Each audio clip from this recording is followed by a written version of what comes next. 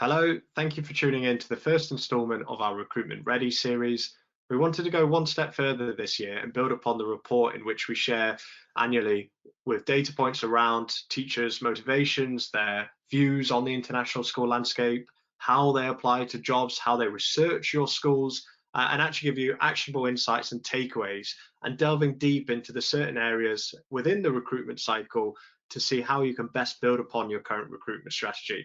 Hopefully this series will give you a really good kind of overview of what the market is like today, what you need to do to remain competitive, and how you ultimately you can make your staff happy. Now, without further ado, today's series will just cover really a high level overview of what some of the subsequent series are going to entail.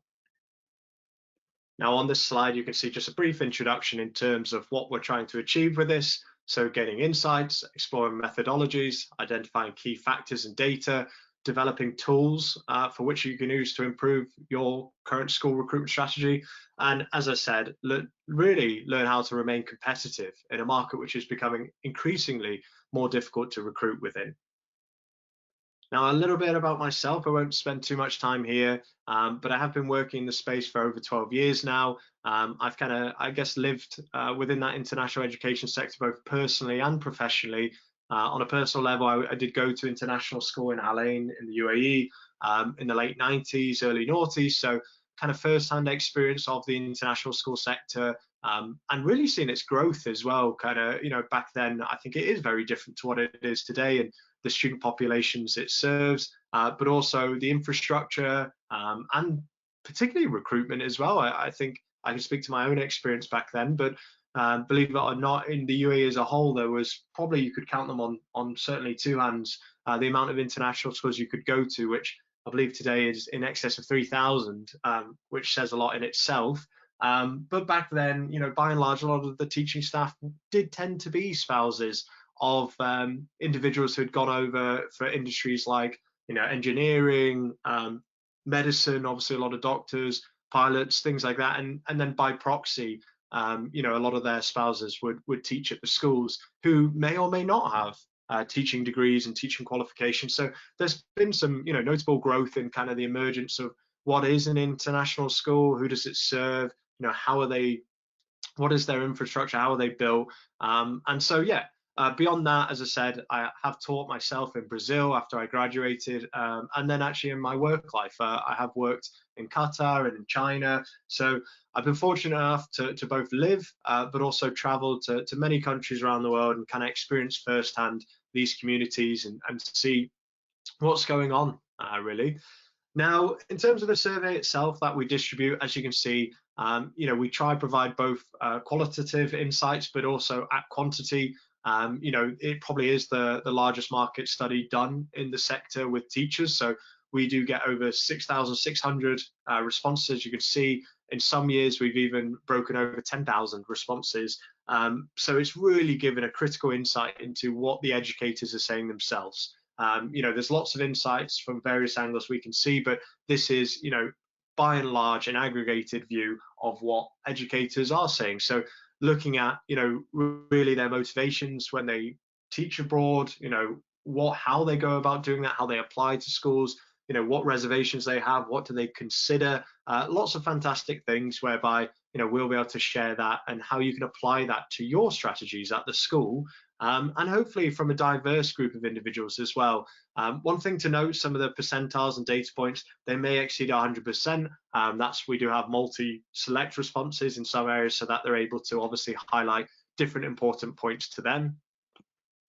Now, just a quick look into some of the teachers, their background and educators we speak to. As you can see, these are qualified individuals in their respective fields. They host, a litany of different degrees from, diplomas all the way through to PhDs. Again, a really nice, diverse group of both K-12 teachers and leaders, but also from the ESL teaching market, as well as aspiring teachers. So it's important to get that cross section. And again, from their experience, we've got individuals who've obviously been teaching for a long time. We've got people new to teaching. So again, you can see a very balanced view, and how actually perhaps in some areas how they very much unify despite those tenures.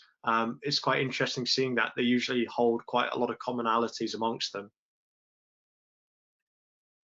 Now, looking at retention and attrition, we're going to start it here just because obviously, probably no shocks to anybody, but there's been lots of kind of headlines around, a teacher exodus, obviously teacher shortages. So when we're looking at that, those are very much real, I guess, albeit hyperboles. The data does prove, there has been a 40% decline, certainly in the UK and the US, of individuals attaining education degrees or education licenses to teach. So the data does support that. So what are some of the factors why people are leaving teaching? Now, we know salaries are a big aspect. Now, you know, the reason that's applicable both internationally as well as domestically is obviously naturally teachers, they may begin teaching domestically and then pursue international opportunities. Now, if those salaries in the domestic markets aren't competitive, then they may not even pursue that opportunity because they may just leave the industry before they get to that stage. But also even internationally, looking at different inflation metrics, one thing which you see within teaching, generally speaking, it's not an industry what keeps up with, the rising costs of living, inflation figures. So I think as a sector as a whole, that is something to look at. Burnout, I mean, obviously teachers do have a high workload, it's a high stress environment, dealing with, the children of tomorrow and dealing with students. I think my partner is a teacher as well, and I know firsthand, it brings a different set of stresses whilst you're trying to be a positive role model and educating. So there is those stresses where you can face burnout if you're not feeling adequately supported or times to recalibrate. And then that kind of lack of growth or professional development, I think a stagnation often teachers feel where, they are no longer progressing in their careers or learning. They're kind of, they've reached a very much a one place and they don't kind of see where do I go from here. So having those career pathways and having those conversations with your staff to understand, what they're looking to achieve, what areas they want to improve or excel in, and supporting that and really enabling them to grow. So you can see some of the data points, what we actually asked teachers who are considering leaving why. Again, this low salary did come out on top there. Burnout was in second. But I think a really big statistic here is when you flip that on its head for, what would be one of the main reasons you choose to stay, they view professional development as being that key one. So creating that pathway whereby they can see the vision for the future and how, their careers develop in teaching and what that looks like. I think that's really important. So you can see we also did determine people who are looking at leaving the teacher profession, are they considering outside opportunities? So rather than, going to another school or going to a different even market or country, are they just considering leaving teaching altogether? And, this is quite a shocking statistic in that, basically half of those said yes, we're really just looking to leave education as a whole, which I think for all of us who work in the education sector, I think that one is probably, the one takeaway here to take note of, which is that's a collective effort of how are we, supporting and motivating, creating, careers in education where there's a sustainable approach to it. So by and large, as always, people may look to change positions or to go to different places, but how do you retain them in that larger ecosphere, I think is very important. Now, some of the top 5 factors to keep teachers in your school: safe and healthy, sustainable working conditions. So again, making sure they feel they have the environment to teach, adequate support and staffing. So, what that has been something I've noticed that often if the school is understaffed, which could be in relation to the fact that it is more difficult to recruit currently, but then that has that kind of parlay effect on your current staff who then feel that they're taking on more workload, the burnout's coming on because there just isn't enough kind of people to be serving all the various aspects of the school requirements. Adequate compensation obviously still was in the top 5, autonomy to do their job, and strong leadership. So I think, the main things there is, really just support, is empowerment and support. So people feel like they're very much empowered, but they're also receiving that support needed to perform their duties. Now, looking at recruitment methods, obviously, there's something which we've spoken to schools about for, well in excess of a decade now. But, the shift has, I would say, effectively taken place in whole now, which is really an online and digital strategy to recruitment is probably applicable in all industries, and education is no different. So, making sure your school has a platform to present itself online, whether that's by different social media links, your own school website, different partners, how you showcase your vacancies or advertise those. Ultimately, you need spaces where educators can learn more about you, learn why it's fantastic to teach or work for your organization, and have a streamlined process to actually research and apply to you. I think it's important, as we just saw on one of those slides, that professional development opportunities. How do you share and convey the culture of your school? How do you highlight what previous staff, how they've been able to develop at your school? We know teacher testimonials are a big thing, but how are those being delivered? There's fantastic ways to incorporate those into your recruitment methods, whether it's by having a video-based testimonial within the job posting itself, so teachers can learn more about current staff, their experience at the school, and put themselves in their shoes as well. And obviously utilizing modern recruitment softwares to streamline that process. I think that is critical today. Really we need to transition away from the Excel spreadsheets, the paper-based, printing out CVs. By and large, I think for a variety of reasons, but having a very streamlined, centralized repository where you're able to manage the full process from the point of kind of interest and application all the way through to that onboarding. You can do that seamlessly now by different softwares or integrating them together, whereby you've got a one-stop shop to manage your recruitment method. So you can see some of those top factors we outlined on the right there, which would help separate you from the rest. And I think it's important to always say that within there, it's always applicable to your situation as well. So ultimately, it's about really kind of selling yourself within your domain and climate as it pertains to you. As I said, compensation is often something which schools feel is a big focal point, but at the end of the day, that has to be related back to the working conditions and the relative living conditions of your respective city, country, school environment, all of those great things.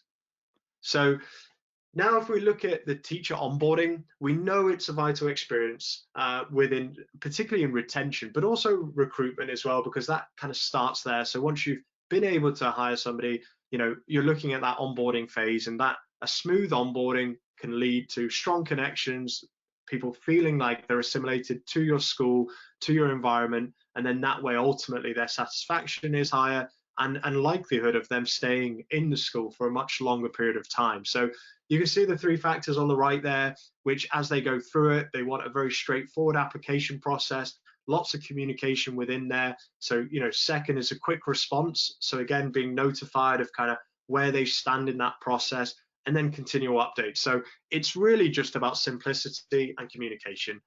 If somebody's been aware that, okay, this is what's expected, these are the timelines, this is how I'm going to go about doing this, that whole process is really how you start the teacher onboarding. Now, of course, onboarding also features later on once the teacher's actually signed a contract with you, and then you're looking at things like how you're able to train and assimilate them to the environment, help embed them in the schools.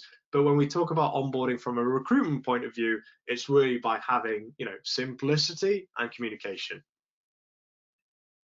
Now, looking at the compensation package, as I said, obviously this is going to be important in all walks of life. So understanding the balance teachers do need between the salary and benefits, and that the reality of negotiation, it is likely now, and questions are probably going to be asked, and how that compares, and what are certain aspects of this if you're able to do this. So when we look at things like accommodation, health insurance, flight allowances, holiday allowances, all of those things tend to vary, obviously destination to destination, but often school to school. So getting a better understanding of whether you're providing a stipend for accommodation, whether it's on-site accommodation provided, whether you support teachers finding suitable accommodation, giving them some expectations of how much that is likely going to cost them, as it, again, whether it's a 1-bed, a 2-bed, a 3-bed, it has a garden, it doesn't have a garden, all of these things to help people really know what to expect, and if it's going to be right for them, their circumstances. Again, whether they're, have dependents and spouses, or whether they're a solo. All of those things are going to be variables to if you learn more and share more, then somebody's going to have a much better impression how that's going to work for them. And I think when we look at kind of the salaries and even the monetary side is looking at how is that relative to your market. There's one thing, the sticker price sort of salary, as often it can be referred to, but and again, I think there's a perception that is very important, but I don't think it is. I think if most educators understand that, I'll use two examples in a good way, but a location like Vietnam, is the likelihood of it providing a high salary is not very likely, because obviously that relates back to their economy, their living costs, and when you look at that, the cost of living for Vietnam is very low. So actually that ratio of probably how the percentages or the amounts you'd likely save and your quality of life is probably much higher than, if you took a sort of certainly a mainstream capital city, in a popular destination like a Hong Kong, a Dubai, a London, Paris, all of these places where you may actually be able to attain a higher salary. However, your accommodation is likely going to be smaller. Your living costs are undoubtedly going to be higher. So when you actually look at your take-home pay, how does that bottom out in terms of your savings or what the disposable income you're left with? Actually, and that's all about that assessment, because it could tell a completely different story. So I think when you're sharing those salaries, it's making it relative to what that actually looks like in your given environment. And I think that's what I would stress there. Now, looking at the teacher wellness piece, something we've really looked to dig into this year, looking at kind of, the mental health aspects of what teachers have and kind of their expectations, and how you're able to foster an environment of, a positive culture, of a supportive culture, of putting teachers first. So, interesting things here about on-demand kind of job satisfaction when they're on the job and teachers are in your schools is, firstly, they want, that positive relationship first of all with their students. I think, probably anybody who's been or spoken to a teacher, that is one of the most rewarding aspects of the job, is being able to see the progress with the students, to, as I said, be a role model and to get that reward back from them. That's the fantastic thing with children, is they give back, and they express, certainly emotionally, kind of how they feel, and it can actually, those moments can really empower an educator to feel like they're making a difference and to be happy. So making sure they have that relationship with the students, I think is important. Secondly, obviously having a relationship with fellow staff. You're all in it together and you're looking for common goals. So again, having a very collaborative nature amongst the school is critical. And then also, looking at, as I said, that career growth aspect, where they're going beyond just that kind of school teaching, within their classroom. Are there other areas they can take on, additional responsibilities, any courses they could take to really develop their skill sets? And also, obviously, are there positions where they can grow within the school? So I think, again, another area as we dig into this series, which is going to be very interesting, is really looking at the teacher wellness piece. So I'm just going to summarize it there. As I said, we are looking at ways to really help schools kind of tap into data-driven insights into all of these areas. So this was just a high-level, really landscape review of what we're looking to achieve, what this series will share with you. Hopefully, obviously, it's a nice kind of concept of what you can expect from any subsequent series we do.